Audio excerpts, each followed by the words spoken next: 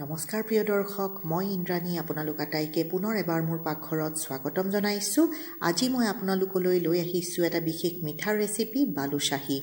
এই সুস্বাদু ৰেচিপিটো অতি সহজ পদ্ধতিত, অতি কম সময়তে আৰু ঘৰত থকা সামগ্ৰীখিনিৰে বনাই আজি আপোনালোকৰ সন্মুখত মই পৰিৱেশন কৰি দেখাম।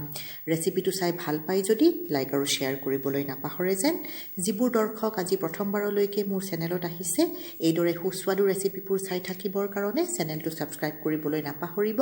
ওচৰতে থকা বেল আইকনটো দবাই দিব যাতে মই আপলোড কৰাৰ লগে লগে ৰেচিপিবোৰ আপোনালোকে গম পাই যায় আৰু চাব পাৰে। আহক তেনেহ'লে বনোৱা আৰম্ভ কৰোঁ।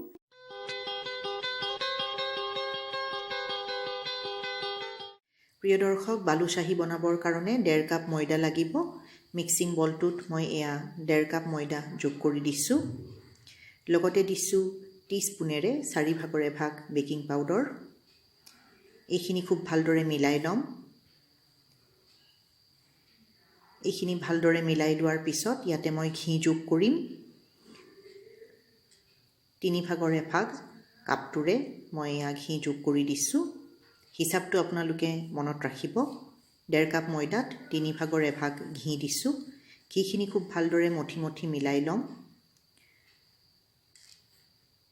লাহে ধীৰে কামটো কৰিব লাগিব। এইখিনি খুব ভালদৰে মঠি মিলাওঁতে 4-5 মিনিট সময় লাগি যাব আপোনালোকৰ। আৰু এইখিনি মিলাই লৈ টিস্পুনেৰে পানী দি থাকিব লাগিব এচামুচকৈ। এয়া মই এচামুচ পানী দি পেলাই এইখিনি খুব ভালদৰে মিলাই ল'লোঁ। ময়দাখিনি ভালদৰে মিলাওঁতে মোৰ সৰু চামুচেৰে 5 চামুচ পানী লাগি গৈছে। পানী একেলগে যাতে বেছি দি নিদিয়ে। এতিয়া ময়দাখিনি মৰা হৈ গ'ল। বহুত বেছি লুচি বেলাৰ দৰে লুচিৰ ময়দা যেতিয়া আমি বনাওঁ সেইদৰে বেলি থাকিব নালাগে, মঠি থাকিব নালাগে। এতিয়া এইখিনি আধা ঘণ্টাৰ কাৰণে ঢাকি থৈ দিলোঁ। ময়দাখিনি ছেট হয় মানে চেনিৰ পাকটো বনাই ল'ম। চেনিৰ পাক বনাবৰ কাৰণে মই 2 কাপ চেনি লৈছোঁ আৰু 1 কাপ পানী। এইখিনি এতিয়া গেছত বহাই দিম আৰু চেনিখিনি মিডিয়াম টু ল' ফ্লেমত ভালদৰে লৰাচৰা কৰি থাকি চেনিৰ পাকটো বনাই ল'ম। লাহে লাহে চেনিৰ পাকটো হৈ আহিছে। এতিয়া এডাল তাৰৰ হোৱালৈকে চেনিৰ পাকটো মই উতলাই আছোঁ। এতিয়া লাষ্টৰ এই টোপালকেইটা একেবাৰে লাহে লাহে পৰি গৈছে আৰু এডাল তাৰৰ নিচিনা হৈছে। অকণমান ঠাণ্ডা হোৱাৰ পিছত 2টা আঙুলিৰ মাজত লৈ পেলাই এইদৰে চালে আপোনালোকে ধৰিব পাৰিব এডাল তাৰৰ নিচিনা হৈছে। এয়া চেনিৰ পাক ৰেডি হৈ গৈছে। ঠাণ্ডা হোৱাৰ পিছত আমি ব্যৱহাৰ কৰিম। এইখিনি এতিয়া নমাই থৈ দিলোঁ। বালুশ্বাহী ভাজিবৰ কাৰণে মই ঘি ব্যৱহাৰ কৰিছোঁ। সৰহকৈ ঘি পেনখনত বহাই থৈছোঁ। বালুশ্বাহী আপোনালোকে ৰিফাইণ্ড অইলতো ফ্ৰাই কৰিব পাৰে, কিন্তু ঘিত ভজা বালুশ্বাহীৰ সোৱাদেই বেলেগ। ঘি ব্যৱহাৰ কৰাৰ চেষ্টা কৰিব। এতিয়া ময়দাখিনি আধা ঘণ্টা হৈ গ'ল। বেছি সময় এতিয়া আৰু মাৰি থাকিব নালাগে। এতিয়া সৰু সৰু লাড্ডু লৈ পেলাই এইদৰে হাতৰ তলিৰ মাজত অকণমান প্ৰেছ কৰি এটা পেৰাৰ আকৃতি দিব। ওপৰৰ তৰফটো মসৃণ নহয়, এইদৰেই হ'ব লাগে। একদম পাৰফেক্ট হৈছে আৰু মাজত এইদৰে এটা গাঁত কৰি দিছোঁ। এয়া চাওক, বালুশ্বাহীটো মই ৰেডি কৰি পেলালোঁ। মই বহুত বেছি ডাঙৰ বালুশ্বাহী বনোৱা নাই। আপোনালোকে নিজৰ ইচ্ছামতে চাইজটো সৰু ডাঙৰ কৰি ল'ব। এয়া চাওক, বালুশ্বাহীৰ ওপৰৰ তৰফটো মসৃণ নহয়, এইদৰে হৈ থাকে। মাজৰখিনিত এটা সুন্দৰকৈ এইদৰে হেঁচি পেলাই মই দেখুৱাৰ দৰে কামটো কৰিব প্ৰিয় দৰ্শক। এইদৰে বাকীকেইটা বালুশ্বাহীও বনাই মই ৰেডি কৰি পেলালোঁ।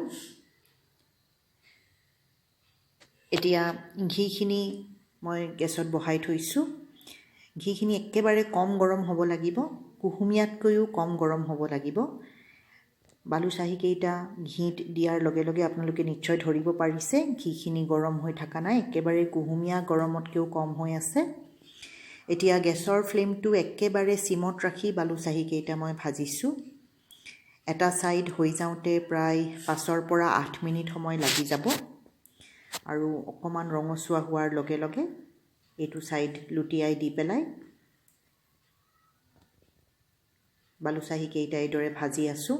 দুইটা সাইড সুন্দৰভাৱে ৰঙচুৱা হৈ পৰিছে বালুচাহী কেইটা আপোনালোকে ধৰিব পাৰিছে সুন্দৰ ৰঙচুৱা হৈছে এইদৰে ভাজোতে মোৰ 15 ৰ পৰা 16-17 মিনিট লাগি গ'ল এতিয়া বালুচাহী কেইটা গৰমে গৰমে চেনিৰ পাকত নিদিও ঘিৰ পৰা উঠাই অকমান ঠাণ্ডা হোৱালৈকে প্লেটখনত থৈ দিম এই বালুচাহী কেইটা ঠাণ্ডা হয় মানে সেকেন্ড বেচৰ বালুচাহী কেইটা ঘিত বহাই দিছো ঘিখিনি অকমান বেছি গৰম হৈ আছে মই গেছটো বন্ধ কৰি দিছো যাতে ঘিখিনি অকমান ঠাণ্ডা হৈ পৰে আৰু এই বালুচাহী কেইটা আগৰ বালুচাহী কেইটা অকমান ঠাণ্ডা হৈ গ'ল 5 মিনিট এইদৰে মই প্লেটত থৈ দিয়াৰ পিছত ঠাণ্ডা হোৱাৰ পিছতহে মই চেনিৰ পাকত দিলো চেনিৰ পাকত 5 মিনিট থোৱাৰ পিছত বালুচাহী কেইটা ৰেডি হৈ পৰিব বেছি সময় থব নালাগে গৰমে গৰমে যদি আপোনালোকে চেনিৰ পাকত দি দিয়ে বালুচাহী কেইটা সফট হৈ ভাঙি যোৱাৰ চান্স থাকে এতিয়া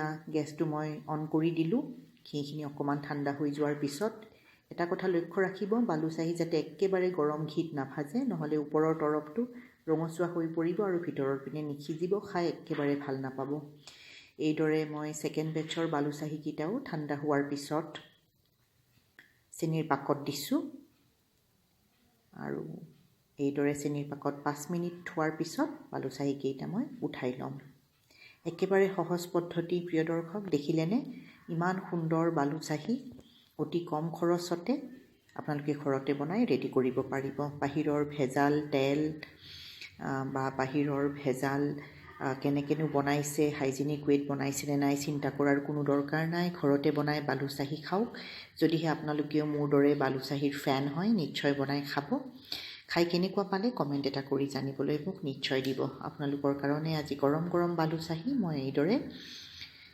অকমান পিস্তা কাটি ওপৰত সজাই পেলাই পৰিবেশন কৰি দেখাইছো পিস্তা দিয়াটো অপচনেল হয় ঘৰত যদি কেতিয়াবা আলহী আহে বা কিবা স্পেশাল অকেজন থাকে এইদৰে সজাই বালুচাহী পৰিবেশন কৰিব আজিৰ ভিডিওটো চাই কেনেকুৱা পালে নিশ্চয় জনাব প্ৰিয় দৰ্শক মই এটা বালুচাহী আপোনালোকক ভাঙি দেখাইছো সুন্দৰভাৱে ভিতৰলৈকে সিজি পৰিছে ওপৰৰ লেয়াৰটো ক্ৰিস্পি এণ্ড ক্ৰাঞ্চি হৈছে বৰ বঢ়িয়া হৈছে আশা ৰাখিছো আজিৰ ৰেচিপিটো চাই অতি সোনকালে বনাব খাই কেনেকুৱা পালে কমেন্ট এটা কৰি জানিবলৈ মোক নিশ্চয় দিব আজি সময় উলিয়াই আপোনালোকে মোৰ এই ৰেচিপিটো চালে বহুত বহুত ধন্যবাদ পুনৰ লগ পাম অতি সোনকালে আৰু এটা নতুন ৰেচিপি